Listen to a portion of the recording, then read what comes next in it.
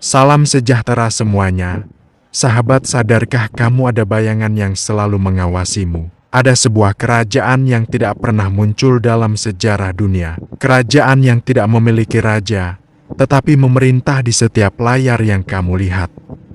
Tidak memiliki bendera, namun mewarnai seluruh persepsi manusia. Kerajaan itu tidak berada di luar dirimu. Ia membangun markasnya di tempat yang lebih gelap di dalam kesadaran manusia yang tidak sadar. Inilah kerajaan distopia yang mengatur dunia tanpa perang, menaklukkan manusia tanpa senjata, dan membungkam kehendak bebas tanpa paksaan. Sebuah kerajaan yang bekerja dalam bayangan, dan bayangan itu mengikuti setiap langkahmu. Carl Jung pernah berkata, sampai yang tidak sadar menjadi sadar, ia akan memimpin hidupmu. Dan kamu menyebutnya takdir. Kehendak bebas bukanlah kebebasan memilih.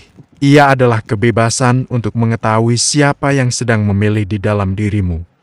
Karena di kedalaman dirimu, ada bayangan, tasadu, bagian dari dirimu yang selama ini kamu tolak, kamu kubur, yang diam-diam menggerakkan keputusanmu dari balik tirai psikemu. Kamu berpikir kamu memilih, padahal seringkali, yang memilih adalah luka yang belum sembuh, ketakutan yang belum kau hadapi, atau trauma yang kamu simpan dalam gelap. Dalam bahasa Carl Jung, free will atau kebebasan bukan datang dari ego, melainkan dari integrasi.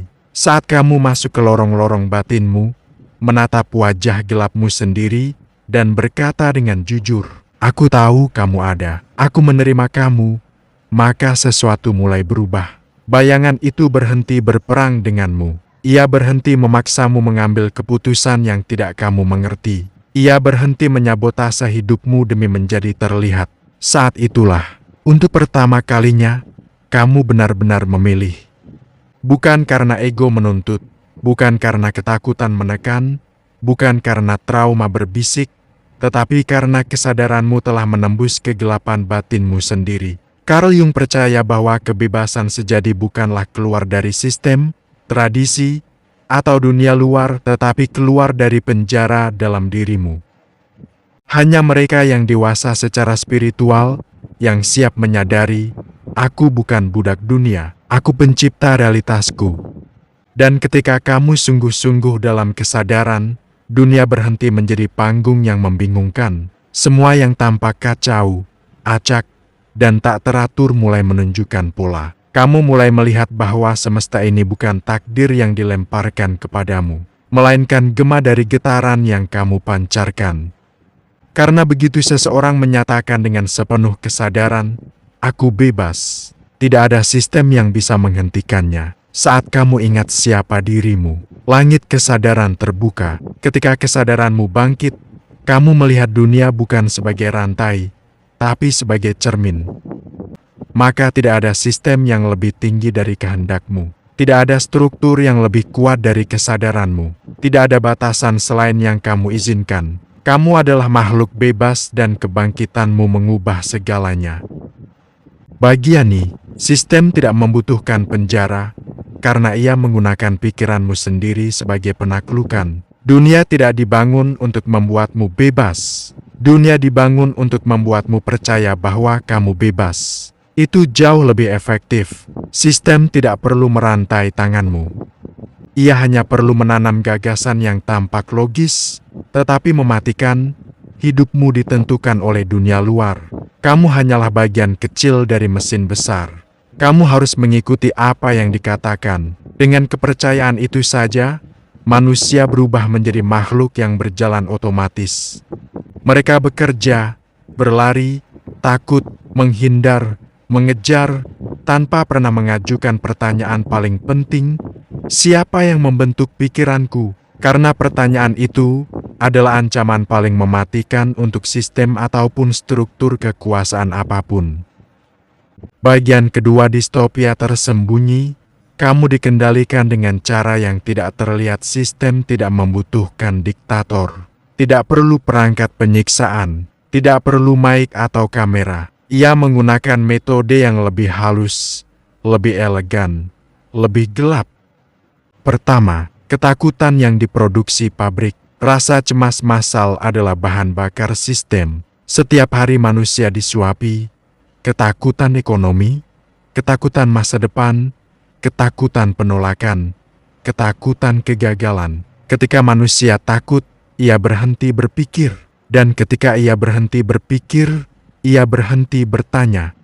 Dan ketika ia berhenti bertanya, sistem menang. Kedua, kesibukan yang didesain, dunia dirancang penuh notifikasi, deadline, beban. Tidak untuk kemajuan, tetapi untuk membuat manusia tidak pernah diam. Karena kesunyian adalah musuh sistem. Di dalam diam, manusia mulai melihat bahwa ada sesuatu yang hilang, yaitu dirinya sendiri. Ketiga, realitas palsu yang diciptakan media massal. Narasi-narasi ditayangkan seperti liturgi modern. Manusia percaya pada apa yang diulang dan melupakan apa yang hilang, yaitu kemampuannya memilih narasi sendiri. Bagian ketiga kekuatan yang paling ditakuti sistem adalah jiwa yang sadar kehendaknya. Sistem tidak takut pada pemberontakan, tidak takut pada protes, tidak takut pada orang marah. Sistem hanya takut pada satu hal, yaitu jiwa yang sadar dirinya adalah pusat kekuasaan tertinggi.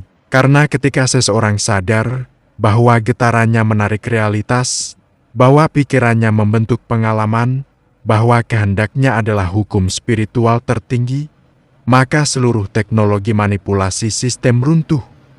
Sistem bisa mengatur pikiranmu, tapi tidak bisa menyentuh kesadaranmu. Sistem bisa menekan tubuhmu, tapi tidak bisa merantai kehendakmu. Disinilah rahasia besar itu tersembunyi.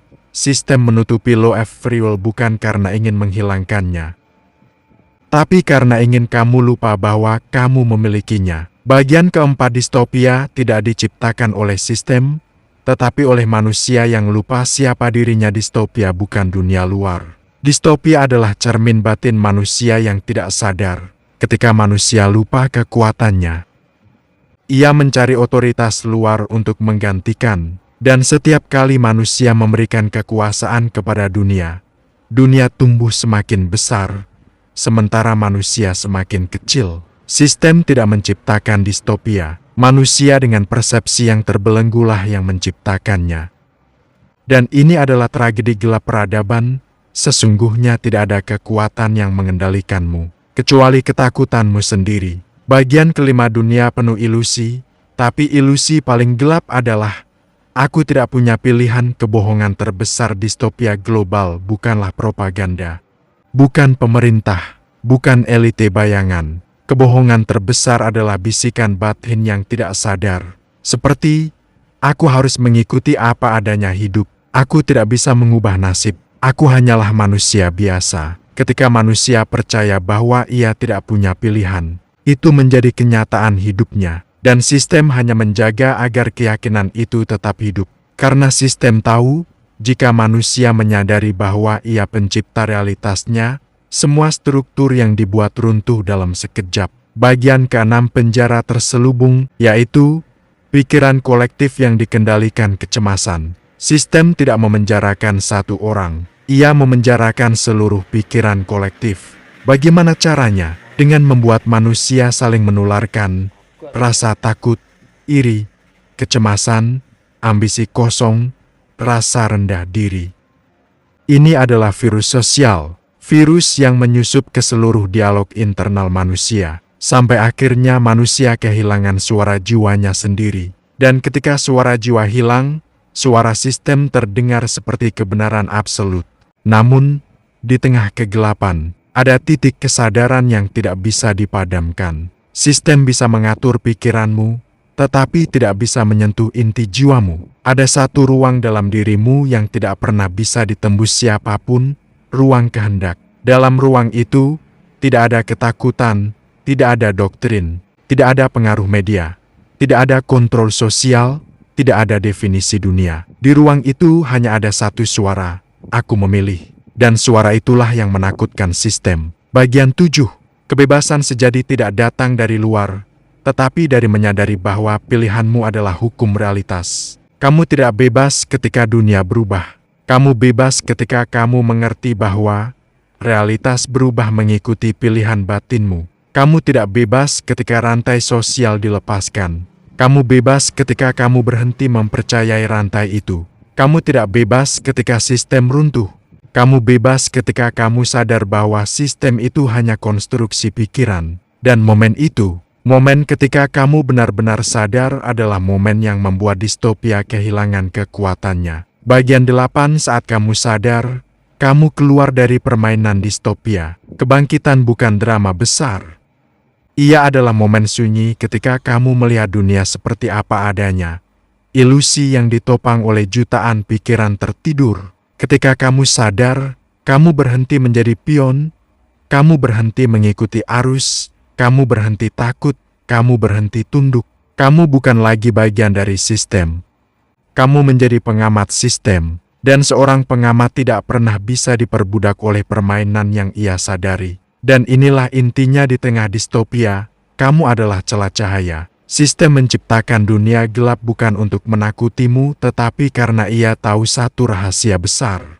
Bahwa di tengah kegelapan, kesadaran manusia bersinar paling terang. Ketika kamu sadar bahwa hidupmu bukan milik struktur luar, realitas tunduk pada getaranmu, kehendakmu adalah hukum tertinggi, ketakutan hanyalah program sementara, maka seluruh distopia kehilangan bentuknya. Dan kamu berdiri sebagai sesuatu yang tidak bisa dikendalikan, kesadaran yang bangkit, cahaya yang menyala di tengah gelap, pusat realitas yang meruntuhkan seluruh sistem lama hanya dengan keberadaannya. Mulai saat ini, kamu bukan lagi bagian dari dunia yang dikendalikan bayangan. Karena sekarang kamu telah menjadi terang yang mengungkap bayangan itu, dan sistem tidak bisa mengendalikan seseorang yang sudah melihat kesadaran dirinya sendiri. Sampai jumpa di video berikutnya. Wassalam.